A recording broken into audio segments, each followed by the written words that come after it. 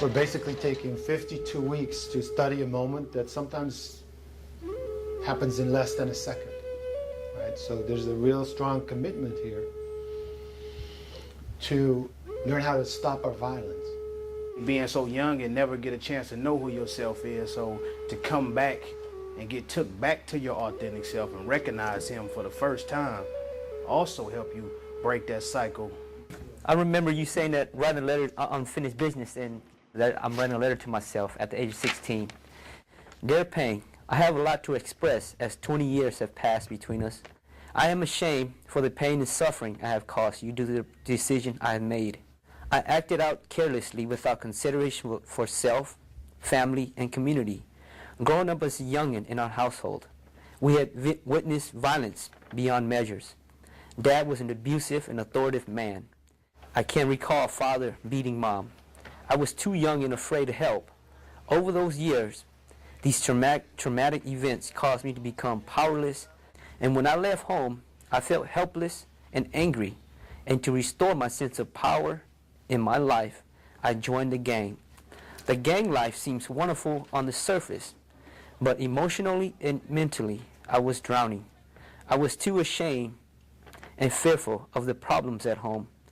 I am glad you have the courage to look at our darkest secrets and allow these painful emotions to manifest itself. I know you will never make the same mistakes I have made. Enjoy life and don't be too tough on yourself. You're a better person than me. I am thankful for you for giving us peace and not giving up on your journey home.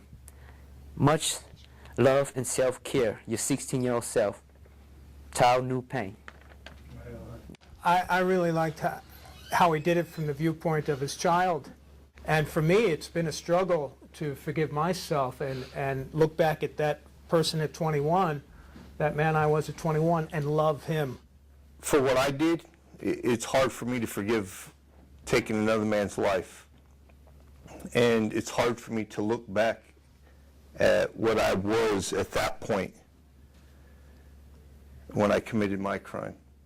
To be able to look deep within and examine yourself like that, that takes a lot of courage. And me, myself, I still have a lot of unfinished business, and because I'm responsible for taking a person's life as well. So I think it's very important that you know, for one, to be able to do that, and to just, and mean it. That speaks a lot. I'm going to go around and ask each one of you how much time you've served. 15 years.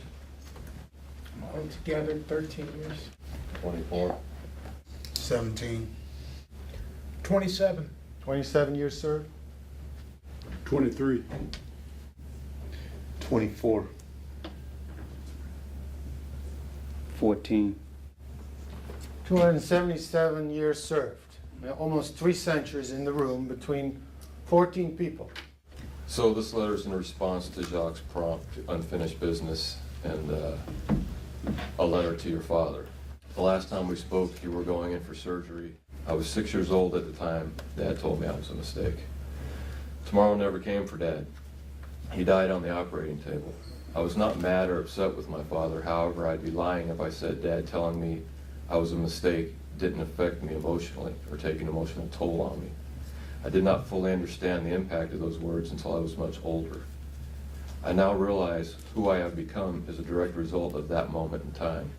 It was not until I joined the Marine Corps that I felt as if I belonged to something. I felt a sense of family for the first time. I spent the rest of my career trying not to let that family down. Mike was my unit commander.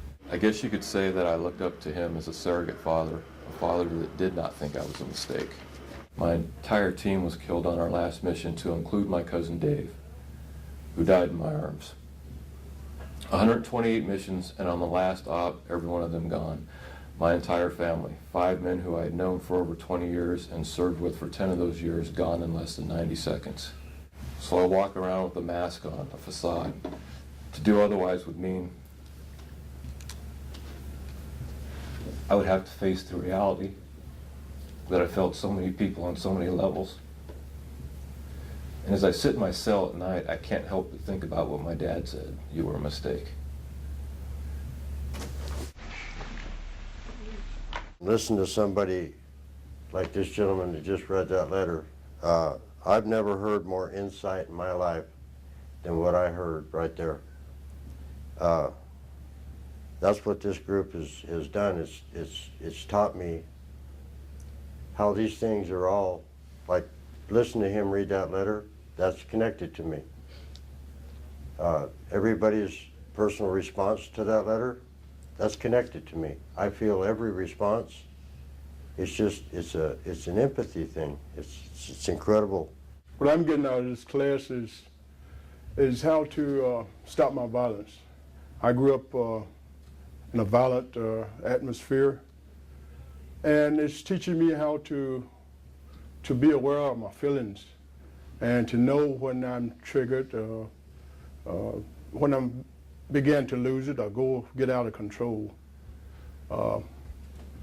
And what we call imminent danger is when everything speeds up, intensify, and then the regret, usually it's too late.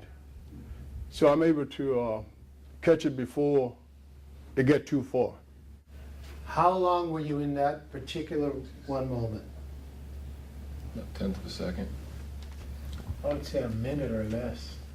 5 seconds. Okay. 2, 3? 3. About 2 minutes. About 3 minutes. 3 seconds. 10 seconds. 4 seconds. 2 seconds. 10 seconds. 30 seconds. About 4 minutes.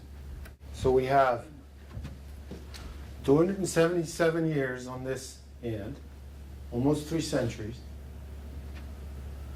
We have 18 minutes and 3 seconds in this end. Those 18 minutes, we couldn't get that back. We can't bring that back.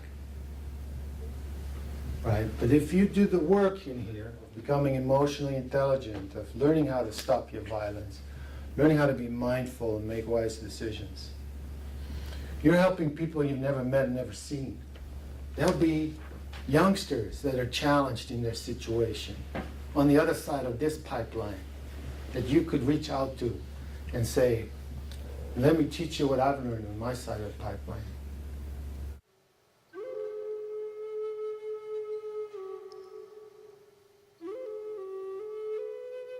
How do you experience love in a group like this? Or forgiveness or compassion? For me, I think love is about trusting and sharing and giving back.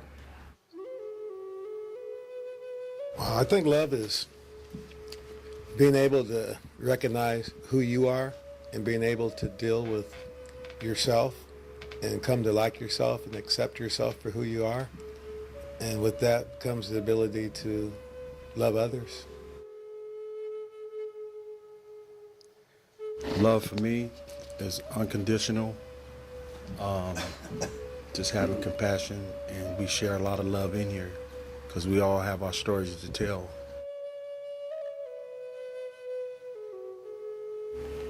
This group is like a chain, and feeling that I'm a link to that chain gives me the ability to love myself as a link and love each and every other link in this chain.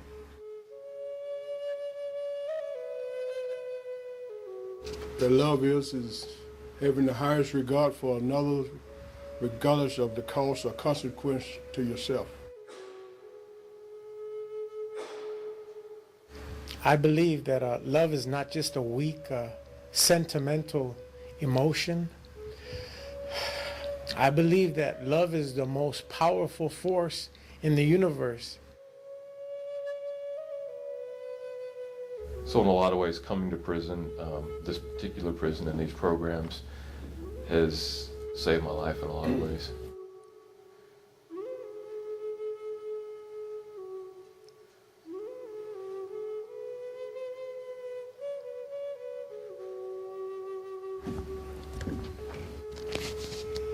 I like to thank everybody for being here. It's like one good family. Oh, thank you.